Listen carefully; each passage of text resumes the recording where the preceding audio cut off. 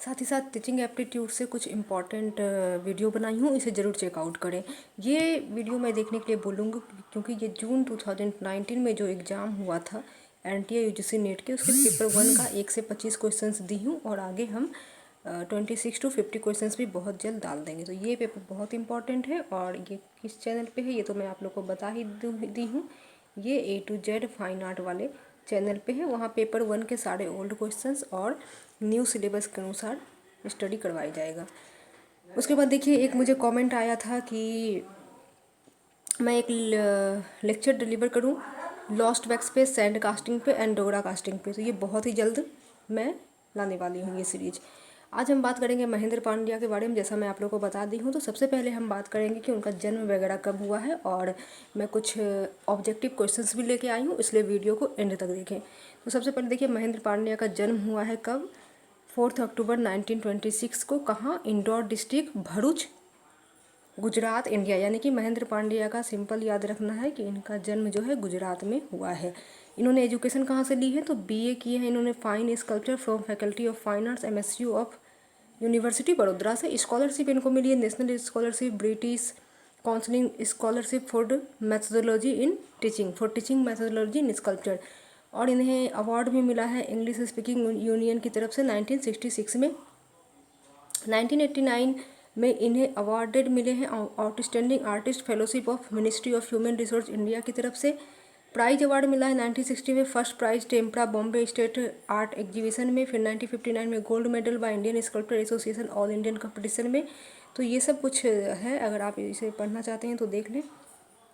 फिर इन्हें देखिए 1969 में जो एक ललित कला एकेडमी, जो कि गुजरात का ललित कला एकेडमी की तरफ से ऑर्गेनाइज हुआ था आर्टिस्ट कैंप पावागढ़ में। फिर इन्हें ललित कला एकेडमी आपका artist camp at Kashmir organise किया था, जम्मू एंड कश्मीर, वहाँ से भी उन्होंने कैंप कर चुके हैं। एंड देन इन्होंने 1989 में invited to Indo Japan sculpture camps, यानी कि इंडियन और जापान दोनों जगह के स्कल्पटर को बुला के कैंप करवाया गया था।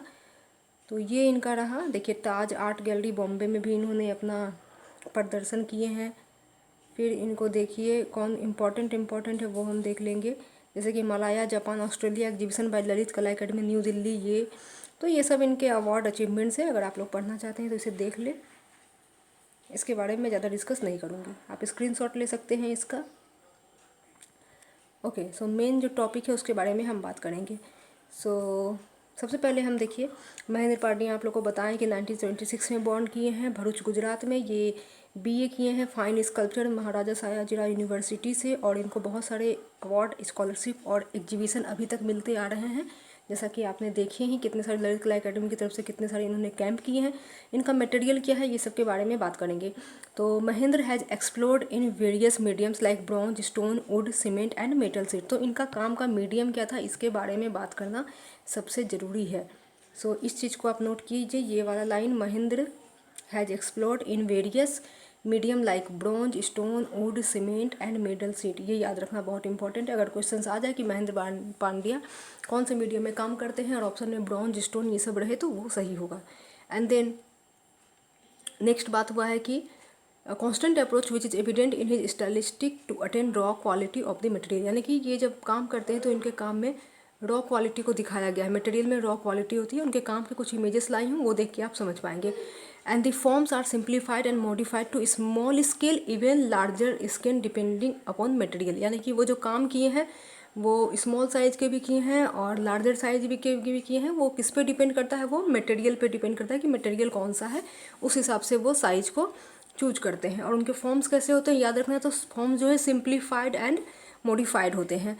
उसके बाद one can find variation in sizes as in this tiny sculpture title bull. यानी कि एक काम है जिसका नाम है बुल, ये लिख लीजिए कि महेंद्र पांड्या का काम है, स्कल्पचर है वो बुल है और साइज टाइनी है यानी कि स्मॉल साइज है और उसमें आपको वेरिएशंस देखने को मिलेगा। अभी वो काम हम दिखाएंगे। Mahendra venture in making a fine smooth and a cubist approach in medium like bronze, aluminium and marble has been remarkable. यानी कि ये तो हम पहले ही बता चुके हैं कि इन्होंने काम bronze, aluminium, would seat, marble ये सब में इन्होंने काम किए हैं। एंड देन इनकी एक स्कल्पचर है जिसका नाम है गर्ल्स प्लेइंग, जिसे हम कहते हैं फेरफू गाडी, इन्होंने नाम दिया है। मुझे लग रहा है कि फेरफू गाडी जो कहा गया ये शायद गुजराती वर्ड होगा। तो देखिए, eve their waist are girls praying pose a playful act both their hands held together is an exceptional gesture captured in aluminium.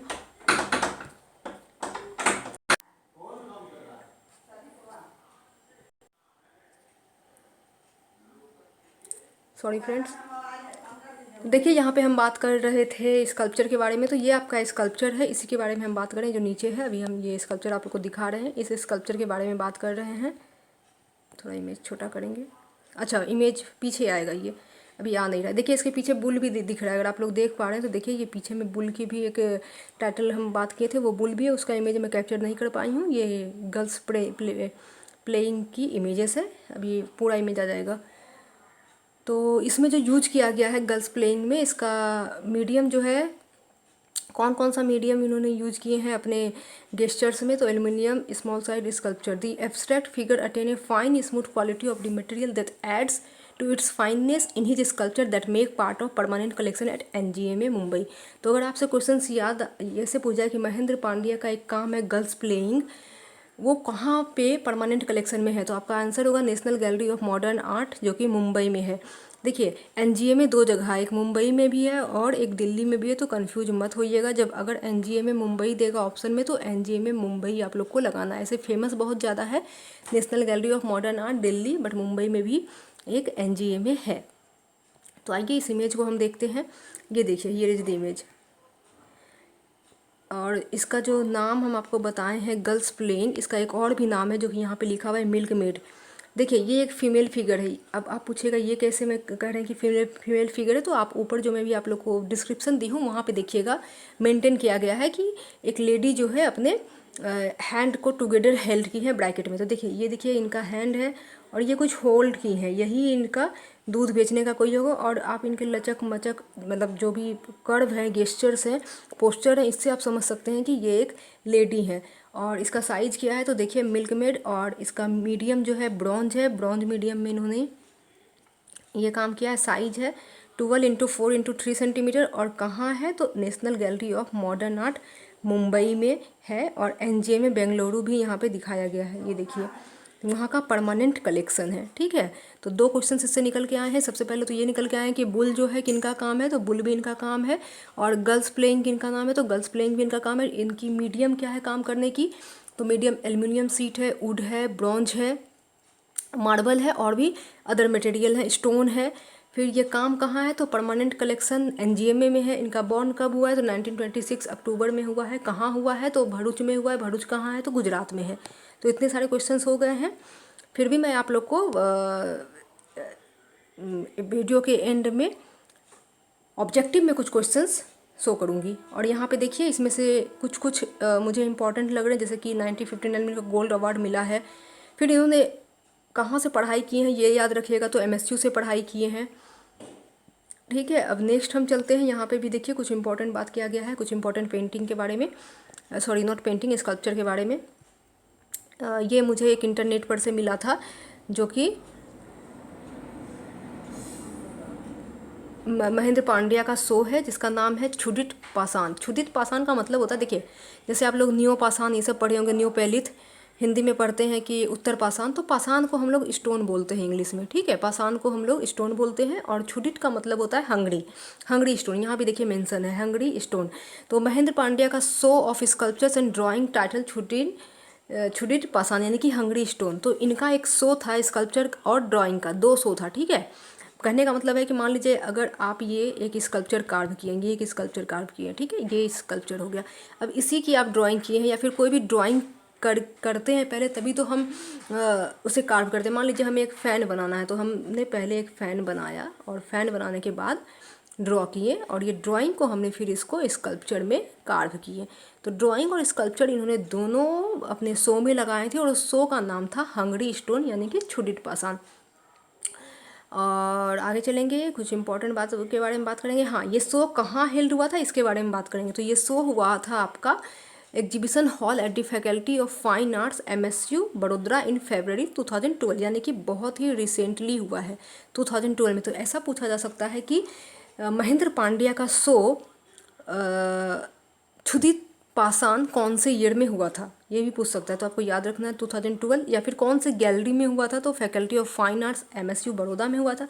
या फिर ये से हो सकता है क्वेश्चन कि महेंद्र पांड्या के एक काम एक शो हुआ था, एक एग्जीबिशन हुआ था स्कल्पचर एंड ड्राइंग का, जो कि 2012 में MSU में हेल्ड हुआ था। तो आप लोग को याद रखना है कि क्षुदित पाषाण। इस तरह से क्वेश्चंस घुमा के भी पूछ सकते हैं। ओके, नेक्स्ट है, यहाँ पर भी देखिए हम उनके मीडियम के बारे में बात करेंगे, जैसे उन्होंने कुछ मीडियम के बारे में बात किए हैं। ये सब अगर आप पढ़ना चाहें तो पढ़ सकते हैं, मैं पढ़ी हूँ, इतना इंपॉर्टेंट नहीं है इसलिए मैं आप लोग के साथ शेयर नहीं कर रही हूँ। अगर आप पढ़ना चाहें तो स्क्रीनशॉट ले लें। अब देखिए यहाँ पे है important, for example the portrait of Ghalib, यानी कि ये स्केच, ड्राइंग और स्कल्पचर करते थे। जैसे यहाँ पे भी देखिए इन्होंने किया है by placing drawings and sculpture together, यानी कि साथ में ही दो चीज़ करते थे, ड्राइंग और sculpture. And there is always a risk of the drawing getting a subordinate और elementary status. Pandya's drawing can not be mistaken as simple preparatory sketches for the final sculptures, यानी कि जो ड्राइंग वो करते थे वो जरूरी नहीं है कि वही ड्राइंग, वही उनका फाइनल स्केच हो और वही स्कल्पचर में आए, that is not mandatory.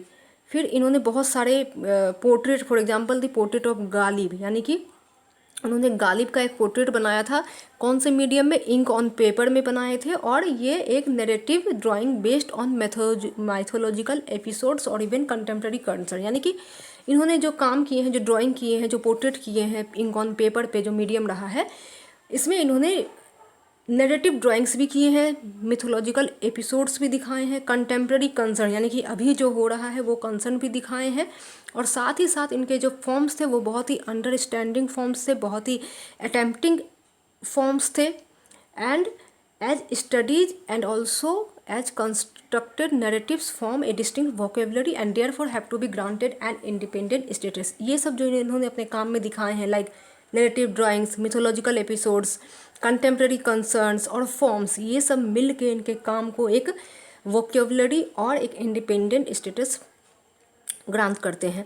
Moving from the 2 dimensional drawings और 3 डिमेंशनल स्कल्पचर्स, ऑब्वियसली ड्राइंग्स है तो ड्राइंग्स तो 2 डिमेंशनल होते हैं और स्कल्पचर्स हमेशा ही 3 डिमेंशनल हो गए। जब अगर स्कल्पचर्स भी 2 डिमेंशनल होते हैं, बट स्कल्पचर 2 डिमेंशनल जो होते हैं उनको हम लोग लो रिलीफ कहते हैं। क्या कहते हैं? लो रिलीफ कहते हैं।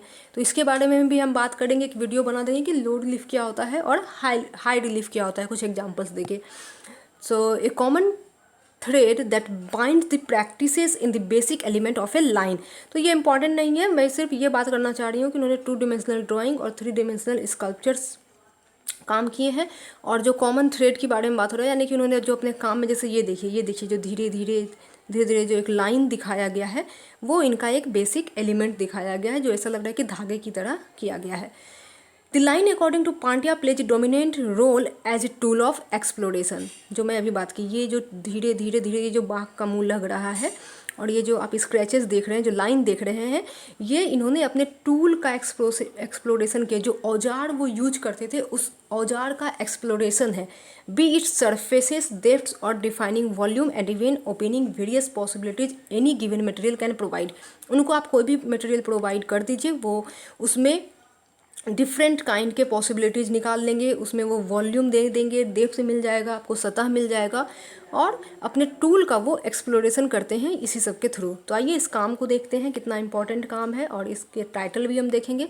तो ये देखिए, और ये इन्होंने मार्बल का नाम होता है लियो, ठीक है, लियो नाम है मार्बल का, सॉरी, हाँ लियो मार्बल, हाँ एक जगह पे मैं पढ़ी थी लियो मार्बल। तो लियो और पिंक मार्बल, ये जो मार्बल आप देख रहे हैं ये पिंक मार्बल यूज किए हैं। नेक्स्ट देखिए पेंटेड एल्यूमिनियम। तो इन्होंने जो स्कल्पचर बनाए हैं, जो पोर्ट्रेट है, इन्होंने बनाने के बाद इसको पेंटेड एल्यूमिनियम यानी कि एल्यूमिनियम से पेंट किया गया है। तीसरा देखिए शेषाशायी।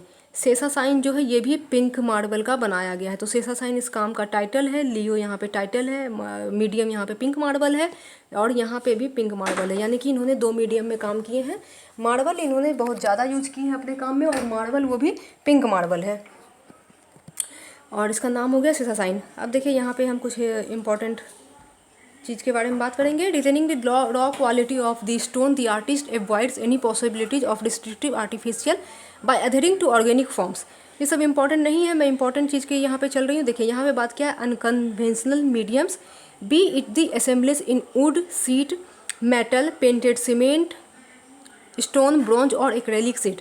ये to just name a few, यानी कि ये एक छोटा सा नाम मेंशन किया गया है इनके मीडियम का, मटेरियल का। और भी बहुत सारे वेरियस मटेरियल है जिन्होंने ये अपने काम में यूज किए हैं। और साथ ही साथ इनके जो काम के जो काम जो इन्होंने किए हैं लार्ज स्केल में भी किए हैं और स्मॉल स्केल में भी किए हैं।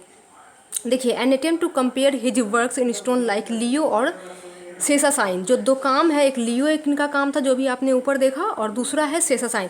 ये दोनों काम को अगर हम कंपेयर करें तो दोनों ही एक जैसा है, क्योंकि दोनों में ही पिंक मार्बल यूज किया गया है। और ये 1990 में दोनों काम बनाया गया है विद द स्मॉल जो अभी हमने पेंटेड एल्यूमिनियम ऑफ ब्रॉन्ज के बारे में बात की है, जो कि पोर्ट्रेट था, वो देखिए वो पेंटेड एल्यूमिनियम है। और उन्होंने ब्रॉन्ज में काफ़ी सारे पोर्ट्रेट्स किए हैं आर्टिस्ट का, जैसे कि प्रोफेसर बेंद्रे, शंखो चौधरी, GR संतोष और अमोरस फिगर्स, यानी कि बहुत सारे फिगर्स हैं जिसे उन्होंने ब्रॉन्ज में कार्व किए हैं। कब? 1981 से 82 में।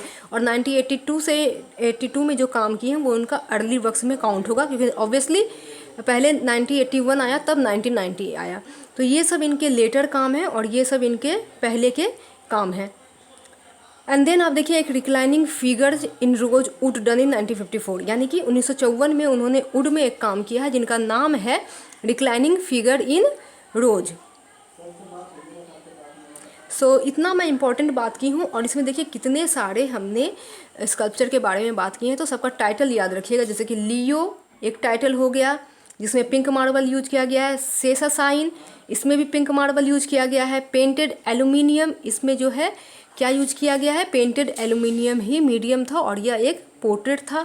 फिर हमने बुल के बारे में बात की है और हमने एक गर्ल प्लेइंग के बारे में बात की है जिसका कि हम मिल्क मेड के नाम से जानते हैं। तो आइए अब हम कुछ इम्पॉर्टेंट काम देख लेते हैं, और भी इम्पॉर्टेंट काम। ये देखिए ये भी इनका एक काम है और देखिए किस तरह से इसमें भी स्मॉल लाइन बनाए गए हैं। ये है सी स्नेक एंड स्कल्पचर जो कि 1996 में बनाया गया है।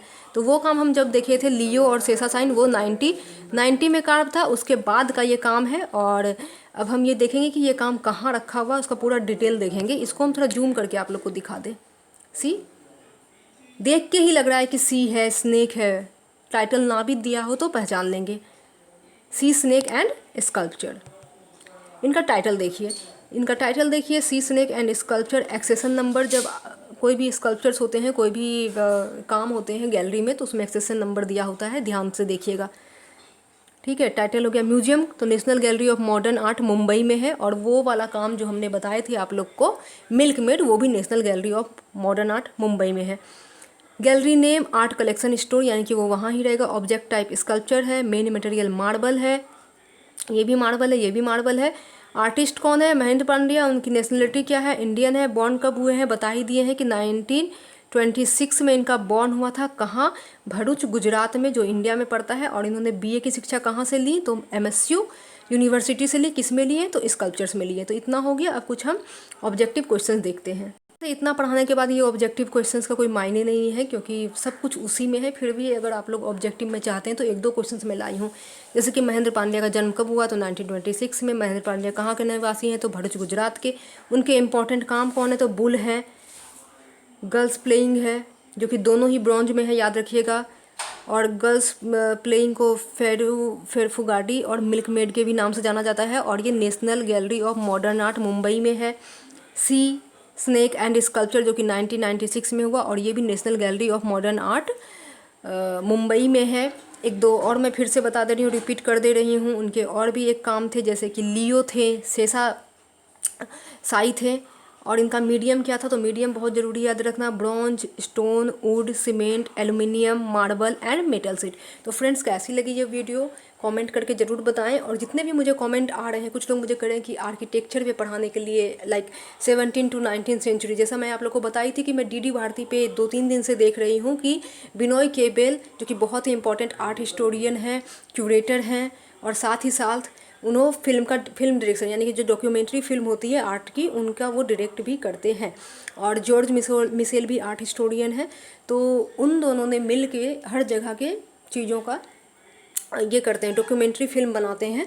तो मैं कल सुन रही थी कि चोला के ऊपर उन्होंने बात की है, जैसे कि मीनाक्षी मंदिर है, बृहदेश्वर टेम्पल है, पन्नामलाई है, नार्थमलाई है जो कि तमिलनाडु में पड़ता है, कांचीपुरम कैलाशनाथ जो है, कैलाशनाथ टेम्पल है कांचीपुरम में, वो भी तमिलनाडु में आते हैं, चोला पीरियड में आते हैं। फिर मीनाक्षी टेम्पल है जो कि नायका पीरियड में आते हैं और वो 17वीं सेंचुरी का टेम्पल है, जिसमें बहुत सारे छोटे छोटे स्कल्पचर कार्व किए गए हैं और साथ ही साथ उसमें मिलियन स्कल्पचर्स हैं, मिलियन स्कल्पचर्स। और 4 गोपुरम है चार तरफ से। 4 गोपुरम का मतलब है कि 4 तरफ से आप एंट्री साइड है, 4 गेट हैं, चारों गेट से आप अंदर जा सकते हैं। अगर कोई तमिलनाडु के सुन रहे हैं मेरी वीडियो तो समझ पा रहे होंगे मैं क्या कहना चाह रही हूँ, और मैं उसके ऊपर भी डिटेल वीडियो बनाऊँगी। आज के लिए फ्रेंड्स इतना ही। Do like, share and subscribe and don't forget to share with your friends. So bye bye, take care, see you soon and have a nice day.